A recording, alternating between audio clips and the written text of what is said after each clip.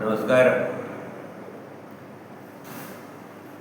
എല്ലാവർക്കും എൻ്റെ ഒരു പുതിയ വീഡിയോയിലേക്ക് സ്വാഗതം.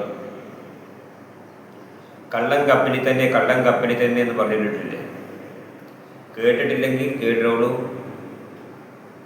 ഇന്നലെ തിരുവനന്തപുരത്ത് ഒരു സംഭവം ഉണ്ടായി. സ്വന്തം വീട്ടുടമ തന്നെ അവരുടെ വീട്ടിലെ ആഭരണങ്ങൾ തന്നെ എടുത്തിട്ട് പിന്നെ എവിടെ കൊണ്ടുപോയി പണയം വെച്ചിട്ട് അവിടെ നിന്ന് പൈസ വാങ്ങി. അത് വീട്ടിലുള്ള മറ്റുള്ളവർ അറിഞ്ഞിട്ടില്ല.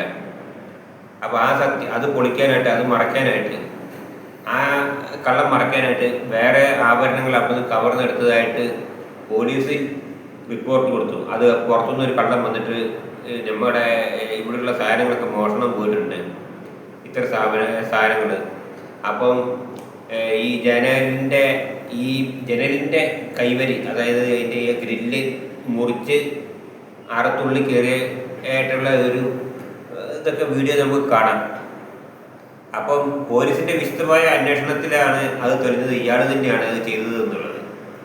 അപ്പം ഇയാൾ സംഭവം അടുത്തുള്ള വീട്ടിൽ പോയിട്ട് അവിടെ ഇരിക്കുന്ന കട്ടർ, ഈ ജനലിൻ്റെ ഈ ഗ്രില്ല് മുറിക്കുന്ന സൈസ് കട്ടർ ഉണ്ടല്ലോ, അതെടുത്തിട്ടാണ് പുറത്തുനിന്ന് ഉള്ളിൽ നിന്നാണത്, അതായത് അകത്തുനിന്ന് മുറിച്ചതായിട്ടാണ് പോലീസിൻ്റെ പിന്നെ അന്വേഷണത്തിൽ കണ്ടത്. അപ്പോഴാണ് പോലീസ് വിശദമായിട്ട് ചോദ്യം ചെയ്തത്. അപ്പോൾ അയാൾ തന്നെ സമ്മതിച്ചു, ഞാൻ തന്നെയാണ് ഇത് പിന്നെ ചെയ്തത്. അപ്പോൾ ഇതിനു മുമ്പ് ഏതൊരു സാധനം പണയം വെച്ചിട്ടുണ്ട്, ആഭരണം എന്തോ.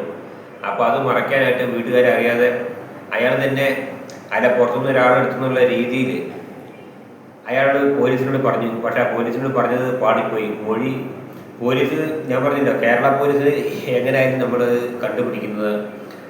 പിടിക്കും. അപ്പോൾ അതെന്തായാലും ഇന്നലെ തന്നെ നടന്നിട്ടുണ്ട്. അപ്പോൾ ഇതുപോലുള്ള കള്ളത്തരങ്ങളൊന്നും ആരും ചെയ്യാതിരിക്കുക. കള്ളൻ കപ്പലിൽ തന്നെ എന്ന് പറഞ്ഞത് ശരി തന്നെയാണ്. പിന്നെ കള്ളൻ കപ്പലിൽ തന്നെ എന്ന് പറഞ്ഞിട്ട് നമ്മൾ ജഗദീഷ് ചേട്ടൻ്റെ ഒരു സിനിമ കണ്ടിട്ടുണ്ട്. അതിൽ ജഗദീഷ് ചേട്ടൻ ഈ ഡബിൾ റോളിലാണ് അഭിനയിക്കുന്നത്. അതുപോലെയുള്ള ഇത്, ആ കള്ളനും ഈ കള്ളനും മാറ്റമുണ്ട്. ഇത് സ്വന്തം വീട്ടിലുള്ള കള്ളൻ കക്കുകയാണ്. മറ്റേതെന്ന് പറഞ്ഞു കഴിഞ്ഞാൽ ജഗദീഷ് ചേട്ടൻ രണ്ട് ഡബിൾ റോളിൽ അഭിനയിക്കുന്ന ഒരു റോളാണ്. അതാണ് ആ കള്ളൻ കപ്പലിൽ തന്നെ എന്നുള്ള ആ പദം കൊണ്ട് ഉദ്ദേശിക്കുന്നത്. അപ്പം ഈ വീട്ടുടമയുടെ പേര് മനോജ് എന്നാണ്. അപ്പം മനോജിൻ്റെ മൊഴി പോലീസ് എടുത്തിട്ടുണ്ട്. എന്തായാലും കേസ് ചാർജ് ചെയ്തിട്ടുണ്ട്. അപ്പോൾ ഇതുപോലുള്ള വേലത്തരങ്ങളൊന്നും ആരും ചെയ്യാതിരിക്കുക. കാരണം എന്താണെന്ന് ചോദിച്ചു കഴിഞ്ഞാൽ, കാശിന് ബുദ്ധിമുട്ടുണ്ടെന്നുണ്ടെങ്കിൽ സാധനം എടുത്ത് പണയം വെക്കുക. എന്നിട്ട് പിന്നെ പോലീസിനെ വിളിച്ചിട്ട് സാധനം മോഷണം പോയി, അവരിവിടെ വന്നിട്ട് വിശദമായിട്ട് ചോദ്യം ചെയ്യുമ്പോൾ നമ്മുടെ ഈ കള്ളക്കളത്തിനെ പൊളിയും. അപ്പം ഇതെല്ലാവർക്കും കക്കുന്നവർക്ക് എല്ലാവർക്കും ഒരു പാഠമാണ്. പണ്ട് മൃഗേ എന്ന് പറയുന്നത് മമ്മൂക്കയുടെ സിനിമയുണ്ട്. മമ്മൂക്ക അതിലൊരു വേട്ടക്കാരനായിട്ട് അഭിനയിക്കുന്നു. അപ്പം മമ്മൂക്കായോട് ആ നാട്ടിലുള്ള ജനങ്ങൾക്കൊക്കെ അസൂയാണ്. അപ്പോൾ ലാലു അലക്സും ഭീമൻ രഘുവും കൂടി പ്ലാൻ ചെയ്യുന്ന ഒരു രംഗമുണ്ട്. അതിനകത്ത് ലാലു അലക്സിൻ്റെ വീട്ടിൽ പിന്നെ രാത്രി ഭീമൻ രഘു കയറുന്നു. ഭീമൻ രഘു കക്കാനായിട്ട് കയറുകയാണ്. അവർക്ക് പിന്നെ പണം വേണം. അപ്പോൾ ആ പണം എടുക്കാനായിട്ട് ആഭരണം വെക്കണം. അത് ഭീമൻ രഘുവിനോട് പകലെ മുൻകൂട്ടി പ്ലാൻ ചെയ്യുകയാണ് നമ്മുടെ ലാലു അലക്സ്. അങ്ങനെ ലാലു അലക്സ് പ്ലാൻ ചെയ്യുന്നു. രാത്രി വീട്ടിനുള്ളിൽ ഭീമൻ രഘു കയറുന്നു.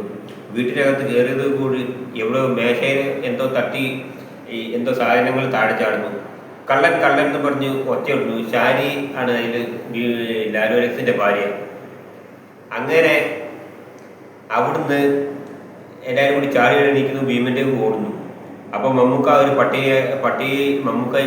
മമ്മൂക്ക അവിടുന്ന് കള്ളൻ എന്ന് പറഞ്ഞ് അപ്പുറത്തുനിന്ന് ഓടി വരികയാണ്. അപ്പോൾ നാട്ടുകാരെല്ലാവരും കൂടെ കൂടിയിട്ട് മമ്മൂക്കായെ പിടിച്ചു കെട്ടുന്നു, വട്ടം പിടിക്കുന്നു. അപ്പോൾ അങ്ങനെ ഭീമൻ രഘു പിന്നെ ലാലു അലക്സും അവിടുന്ന് രക്ഷപ്പെടുകയാണ്. പക്ഷേ പിറ്റേ ദിവസം മമ്മൂക്ക അതിന് പകരം ചോദിക്കുന്ന ഒരു രംഗമാണ് ആ സിനിമയിൽ. എന്ന് പറഞ്ഞവരാണ് ഇപ്പോൾ ഈ സംഭവം ഉണ്ടായിരിക്കുന്നത്, തിരുവനന്തപുരത്തുള്ളത്. അപ്പോൾ ഇതെല്ലാവർക്കും ഒരു അനുഭവം ഉണ്ടാകാനായിട്ടാണ് ഞാനിപ്പോൾ ഈ വീഡിയോ ചെയ്തത്. കാരണം എന്താണെന്ന് വെച്ചാൽ പല കള്ളന്മാരും ഇങ്ങനെ ഇറങ്ങുന്നുണ്ട് അവരുടെ വീട്ടിൽ തന്നെ. അതുപോലെ തന്നെ പീഡനം, പിന്നെ ബലാത്സംഗങ്ങളും അവരുടെ വീടുകളിൽ നടക്കുന്നത് ഉണ്ട്. അങ്ങനെയുള്ള ഒരു ഇതുണ്ട്. അങ്ങനെ എല്ലാ രീതിയിലും ഇന്നും മനുഷ്യന്മാർ അധപ്പതിച്ചിരിക്കുകയാണ്. കാരണം എന്താണെന്ന് വെച്ച് കഴിഞ്ഞാൽ ഇന്ന് കേരളം അങ്ങനെ മാറിക്കൊണ്ടിരിക്കുകയാണ്. മനസ്സിലായില്ലേ? അപ്പം ഇങ്ങനെയുള്ള കള്ളന്മാരെ ശ്രദ്ധിക്കുക. ശരി, എന്നാ നിർത്തുന്നു. പുറത്തുനിന്നൊരു കള്ളനെ പേടിക്കുന്നതിന് പകരം അവനവൻ്റെ വീട്ടിലുള്ള കള്ളന്മാരെ തന്നെ നമ്മൾ കണ്ടുപിടിച്ച് അവരെ പേടിക്കണം. അവരെ എത്രയും വേഗം അത് ട്രാപ്പ് ചെയ്യണം. അതായത് അവരെ അകപ്പെടുത്തണം, കെണിയിൽ അകപ്പെടുത്തുക. പിന്നെ അവർ പിന്നെ മേലെ കക്കരുത്. പുറത്തുനിന്നുള്ള കള്ളന്മാരൊന്നും ഇപ്പം പൊതുവെ കുറവാണ്. ഇല്ലാന്നല്ല പറയുന്നത്, ഉണ്ടാകും. പക്ഷേ ഇങ്ങനെയുള്ള കള്ളന്മാരെയാണ് ശ്രദ്ധിക്കുന്നത്. ശരിയെന്ന്. Okay, by.